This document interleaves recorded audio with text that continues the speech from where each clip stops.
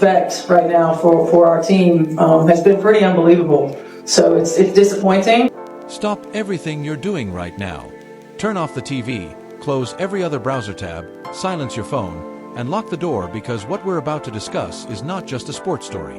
This is the autopsy of a dynasty that died before it ever took its first breath. In real time, we are witnessing what may be the most catastrophic financial collapse in the history of women's basketball.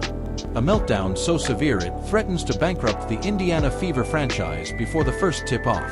Over the last 48 hours, the Indiana Fever ticket office have been flooded with non-stop calls, but not from fans chasing playoff seats or sponsors buying courtside ads. These are the bells of a funeral.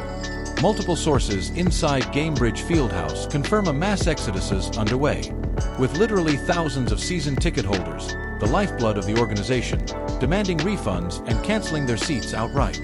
The waiting list the front office bragged about for 2 years hasn't merely shrunk. It has completely evaporated.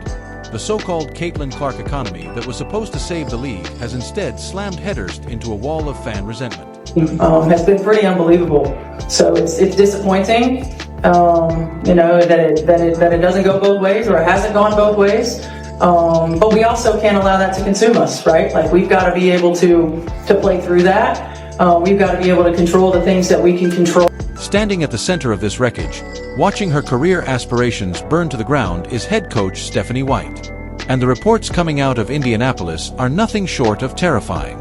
Sources close to the organization describe White as being in a state of absolute, unmitigated panic.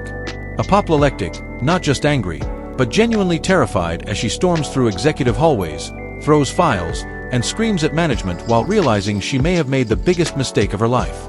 She left a safe championship contending situation in Connecticut for this job. Came home to Indiana sold on a dream of building a dynasty. Promised 90s Bulls-level dominance. Sold on the idea of coaching the greatest player on earth in front of 18,000 screaming fans every night. Instead, she woke up to a horror show, a franchise staring down a season in a ghost town, a city actively turning its back on the team, and a home court advantage that has completely evaporated. In an emergency closed-door meeting just hours ago, White reportedly confronted ownership with a stack of cancellation forms, slammed them on the table, and delivered a chilling ultimatum, telling them she cannot coach in a graveyard, that she was promised an empire and given disaster, and that if the building is empty on opening night, she will not take the blame. For a young team that runs on adrenaline, empty seats or protest-wearing fans are devastating. And White knows that without fan energy, the Fever are exposed prey in a ruthless league. The timing of this collapse traces directly back to Caitlin Clark's historic NBC deal, which shattered the league's leverage over fans who were long told they had no choice but to pay, comply, and tolerate mistreatment if they wanted to see their favorite player. With Clark now guaranteed national exposure regardless of what happens to the WNBA season, the fear of missing out is gone. And fans made a cold financial calculation. Why spend thousands on season tickets to a league they believe disrespects its own star when they can watch or thrive on national television for free? That shift is annihilating the Fever's finances, with insider projections estimating losses exceeding $15 million in ticket revenue alone before factory and merchandise, concessions, parking, sponsorships, and local advertising.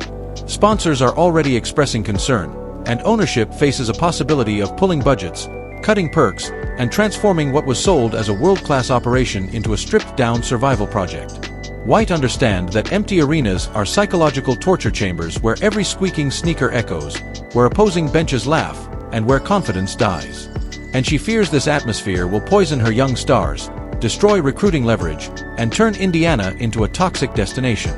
Layered over all of this is a sense of personal betrayal, as White reportedly feels misled by league leadership about labor stability, fan support, and Caitlin Clark's happiness, only to discover a league at war with its own superstar and a commissioner who has lost control of the narrative. Clark's silence amid the boycott only deepens the anxiety, signaling that she may have her own lifeboat and no incentive to go down with the ship. While fans openly embrace a no Caitlin, no cash philosophy, viewing the boycott as a moral and financial stand against a league they believe betrayed them, the nightmare scenario now looming is contagion. If Indiana proves a franchise could be crippled by fan revolt, nothing stops Chicago, New York, or Las Vegas from following suit in a league that relies on momentum and gate revenue to survive. With opening night approaching, White has reportedly demanded a plan to win fans back, but ownership appears trapped by years of taking support for granted, leaving her confront the possibility that she is captaining an empty prison rather than a rising empire. Trust once shattered, never fully repairs. And Stephanie White, a coach who simply wants to come home and win, now finds herself holding the broom, trying to sweep up the shards of a broken dream as the Indiana Fever fight for their very existence.